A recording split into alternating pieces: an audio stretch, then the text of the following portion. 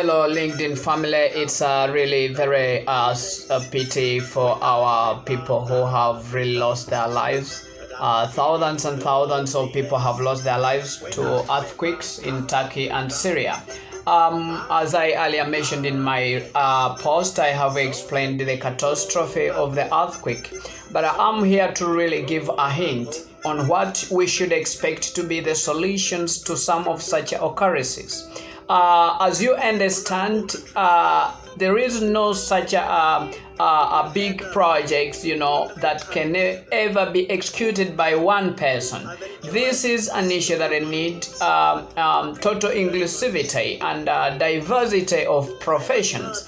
But most importantly, we need a clear understanding of the problem. And as I earlier mentioned, there is a way we can measure the earthquake to know the epicenter, which is of course the center of the challenge. But let me go to the solution. Let me try to give a hint on the prevention.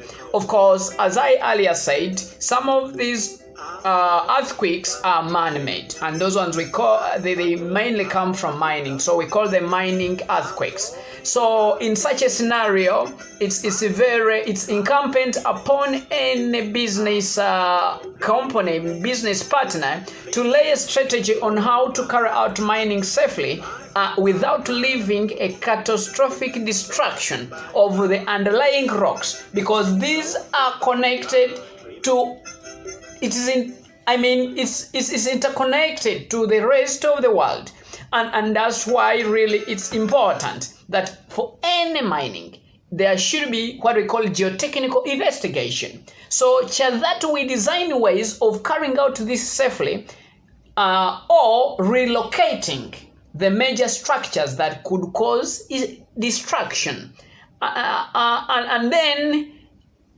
that's about the mining. We can control it, but it requires money. But so we don't have to avoid it, because the huge sums that we get from mining are far bigger than the just required environmental protection. This is what I'm talking about. And then, if really we in any way we cannot avoid the earthquake itself, its source, we cannot protect ourselves from it.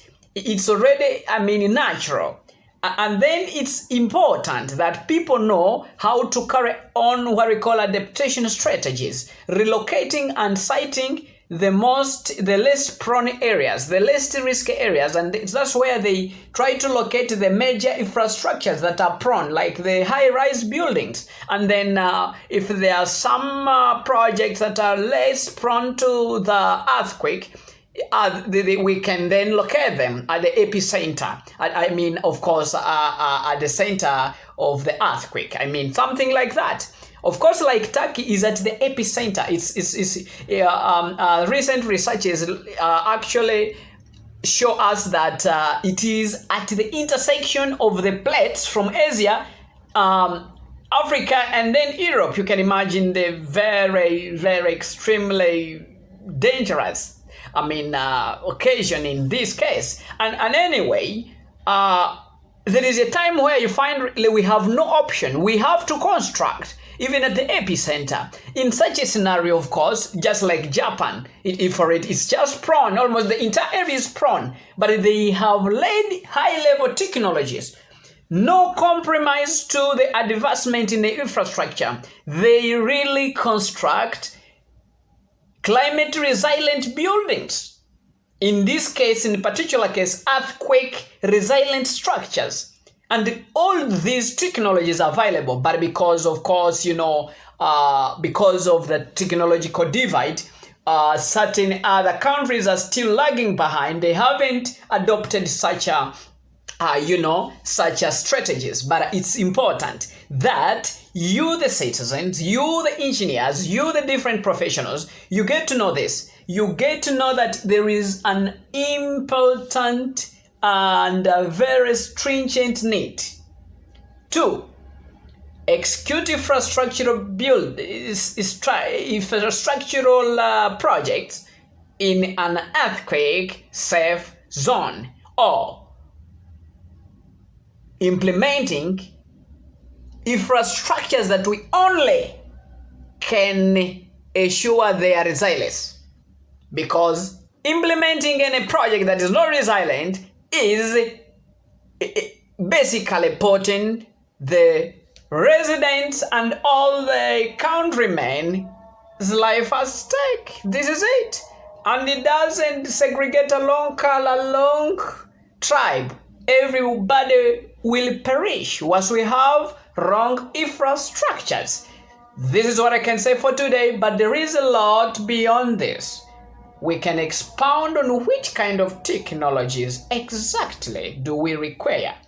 There are many technologies. Which kind of investigations can we make to be sure that, we identify the most risky according to the score? High risk, moderate, and lower risk. How can we identify this? All this I'll give it on to you in the coming sessions. Thank you for today, and may you have the best day.